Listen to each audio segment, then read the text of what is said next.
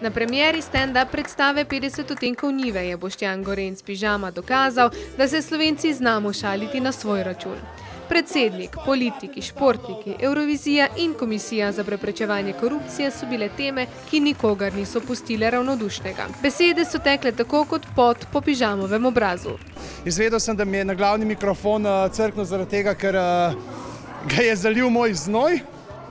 Tako da moj švic uničuje mikrofone. Če imate kakšen mikrofon, ki bi se ga radi znebili, pa ga ne morete stran vršiti, ampak bi radi tako kakšno zavarovalno premijo dobili, povabite me. Lejte, to je tako, če ste gledali 8. potnika, ki dol kaplja, ne iz Aliena. Potil pa se ni samo Pižama.